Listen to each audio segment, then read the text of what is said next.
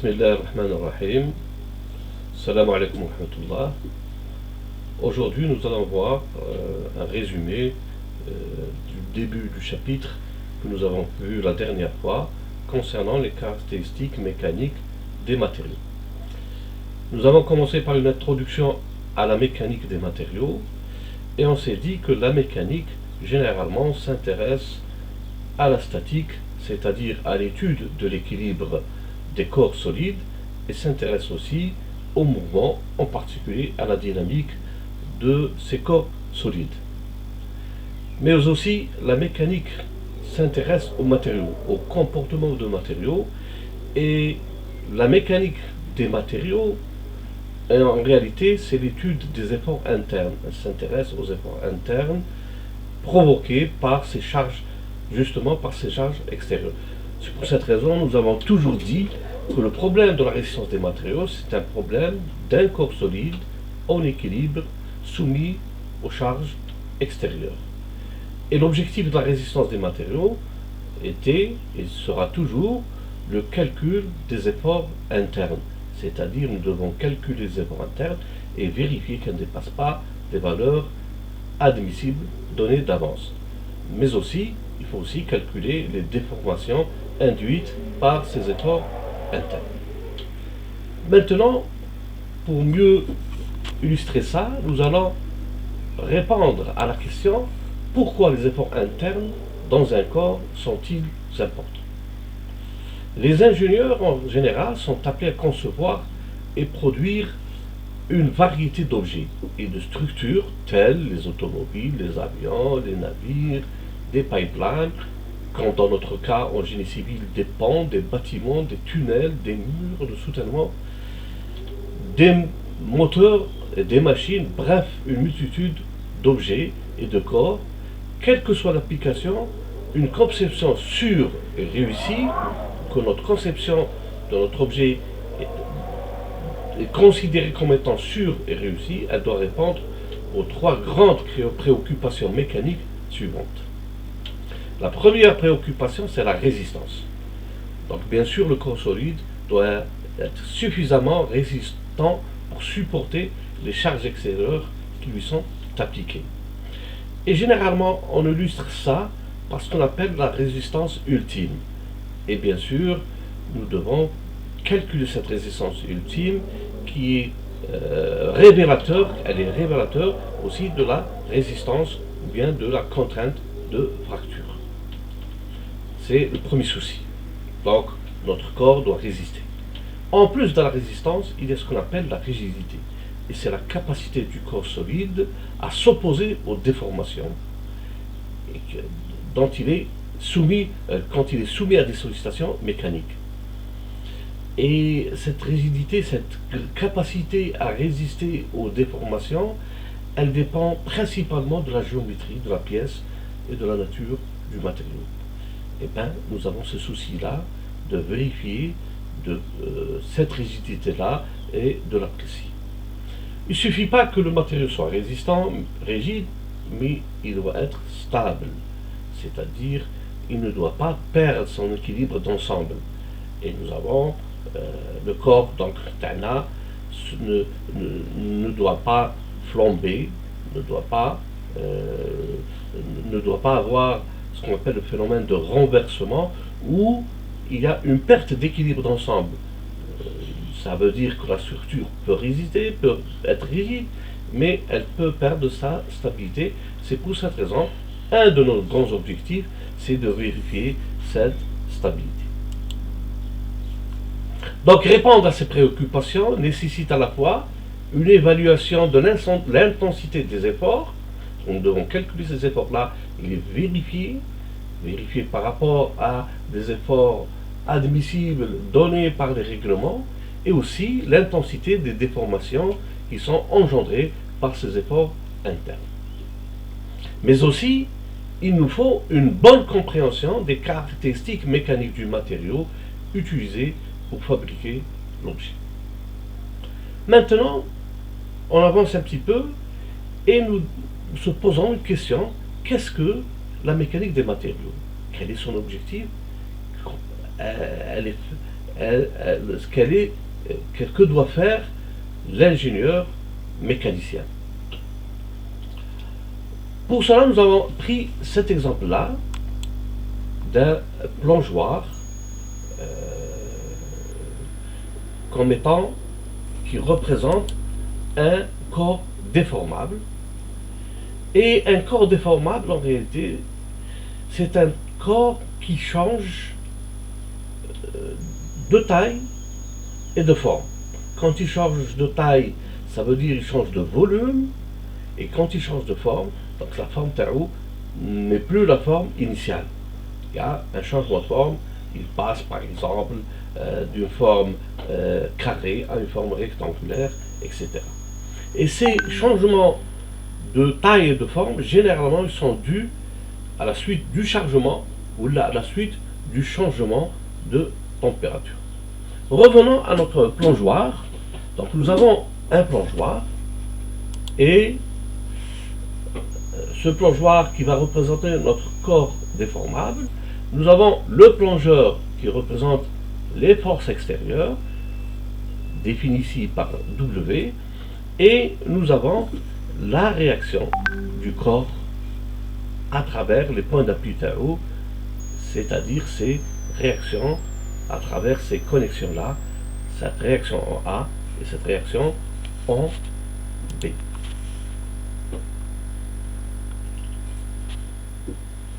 Maintenant, l'objectif Tana, c'est de savoir si, à partir du seul équilibre des corps rigides, à savoir à partir de cet équilibre-là, de l'étude de cet équilibre-là, et compte tenu du poids du plongeur et des longueurs L1 et L2, est-ce qu'on peut déterminer les réactions d'appui du plongeoir au point A et B. Donc l'objectif, connaissant les données du problème, c'est de calculer les réactions d'appui en A et en B. Et les questions que nous allons poser maintenant ne peuvent être résolues qu'en appliquant les principes et procédures de la mécanique des matériaux. Donc pour résoudre ce problème-là, nous devons finalement répondre aux 4 questions posées ici. La première question, c'est définir, quantifier le poids W qui provoquerait la rupture du plongeoir donné. Et où va se produire cette rupture? Donc finalement, le premier objectif, Tana, c'est de connaître, d'apprécier, de définir la valeur de W qui provoquera la rupture. Voilà, à partir de cela, donc tous les calculs que nous devons faire, tous les poids que nous devons tolérer sur ce plongeoir doivent être inférieurs à cette valeur-là. Donc finalement, il faut définir la valeur, ce que j'ai appelé précédemment la résistance ultime. Donc allez, première question. Deuxième question, pour un plongeoir donné et une position donnée de l'appui B, quelle est la relation entre la déflexion de la pointe en C, delta C, et le poids W du plongeur, se tenant sur la planche en C.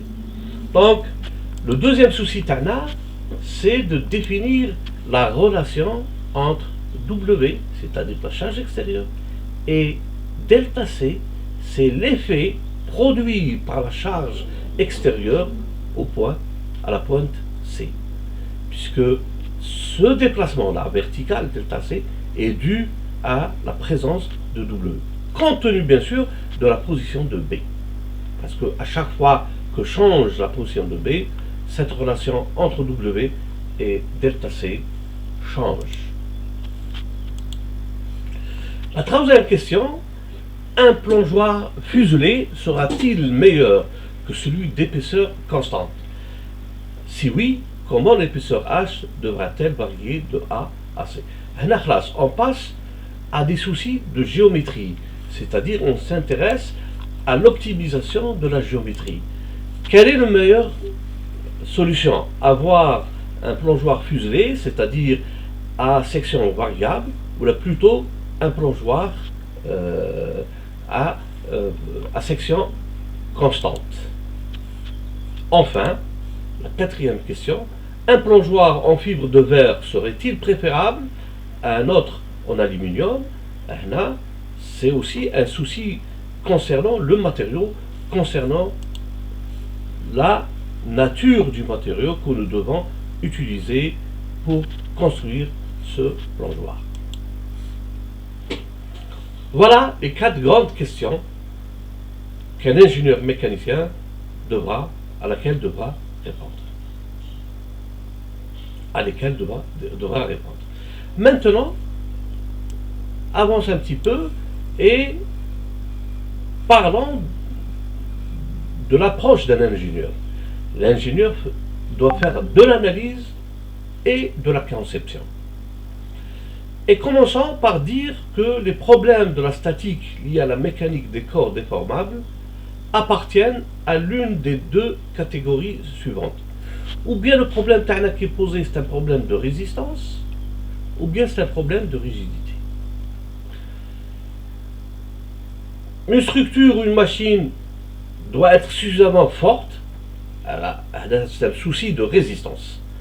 Donc, c'est un problème de résistance.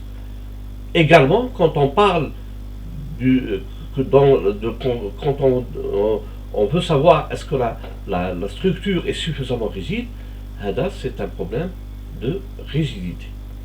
C'est un problème de rigidité. Et la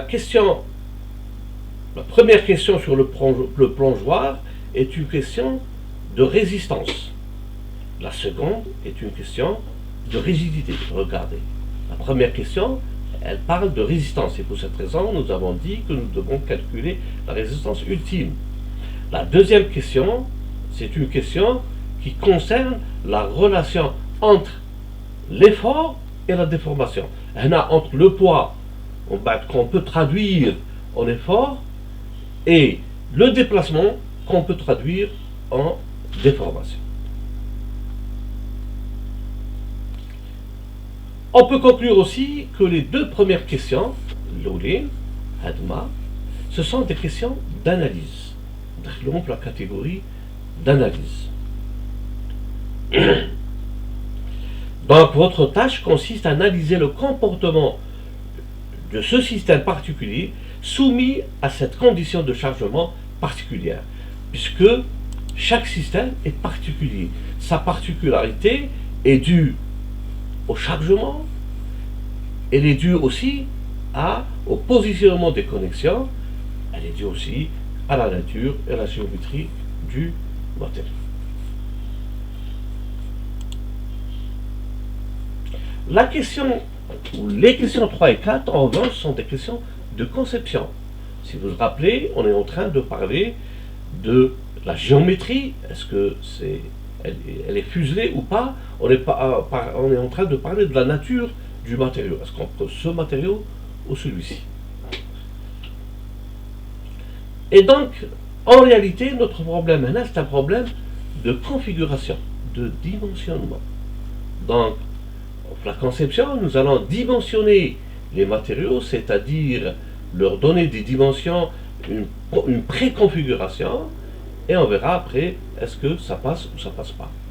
Mais aussi, nous devons faire un choix sur le matériau. Ce processus-là, le processus de conception, il implique une procédure itérative, ce qu'on a appelé un prédimensionnement. Donc, on fait un prédimensionnement, c'est-à-dire une conception donnée, une configuration spécifique, faite de matériaux spécifiques, elle est posée, et il y a ce qu'on appelle la réponse du système, qui a été conçu. Ce système qui répond aux charges extérieures appliquées, aux charges données. Et cette réponse, en réalité, est analysée. Donc là, on passe par l'analyse. Question 1, 2. Enfin, quand on a cette réponse-là analysée, on passe à la comparaison. On fait ce qu'on appelle de la comparaison à d'autres réponses. Puisque finalement, nous allons travailler avec ce qu'on appelle des variantes. À la fin, donc chaque variante, on l'analyse. Donc c'est un problème d'analyse. Chaque variante on analyse, c'est-à-dire la note de calcul taha. À la fin, on fait ce qu'on appelle de la comparaison. Donc la conception, elle passe par le dimensionnement, le choix du matériau. Après la réponse du système et l'analyse, on fait ce qu'on appelle de la comparaison, les réponses. Et on choisit la meilleure de ces réponses-là. Enfin, vous devez savoir que l'ingénieur ne peut pas se suffire de l'analyse et de la conception. Il doit passer à autre chose. Travailler avec ce qu'on appelle des prototypes. Donc, ils doivent travailler avec des modèles. Des modèles à grandeur nature, mais c'est très rare, mais généralement à ce qu'on appelle des modèles réduits. Donc, en effet, au laboratoire, on confectionne un modèle réduit de notre modèle réel et on le teste. Bon, ça se fait au laboratoire, bien sûr, et ça engendre, bien sûr, le passage, le test et le passage le modèle réduit au modèle réel, bien sûr, ça nécessite une façon de faire particulière. Donc voilà, on analyse, on fait de la conception, ça c'est le boulot de l'ingénieur, et on peut passer aussi par le prototypage. Donc tout ça, c'est le rôle de l'ingénieur. On passe maintenant à ce qu'on appelle des équations fondamentales de la mécanique des corps déformables. Finalement, quelles sont les équations fondamentales avec lesquelles nous allons travailler en résistance des matériaux? Mais au début, nous avons bien sûr les conditions d'équilibre qui doivent être remplies. Donc, nous sommes des grands utilisateurs de ce qu'on appelle les lois de la statique issues de la mécanique générale. Donc, ces fameuses équations d'équilibre, la résultante des forces doit être égale à 0 et la résultante des moments doit être égale à 0 pour parler d'équilibre. Mais il y a aussi ce qu'on appelle la géométrie, il y a aussi ce qu'on appelle la géométrie de déformation.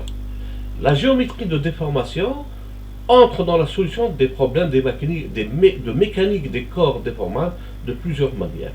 Donc, on s'intéresse à la géométrie de déformation, c'est la géométrie du corps solide après déformation. Et on illustre ça à partir de la définition des déformations axiales, c'est-à-dire normales, et des déformations dues au cisaillement, c'est-à-dire le déplacement d'une section par rapport à une autre. Elle passe par la simplification et l'idéalisation, comme c'est le cas ici. On fait ce qu'on appelle de l'idéalisation. Donc, on simplifie et on trace le modèle Tana, puisque c'est une poutre rigide et elle est soumise à un effort à son extrémité D, avec ici une possibilité de déformation.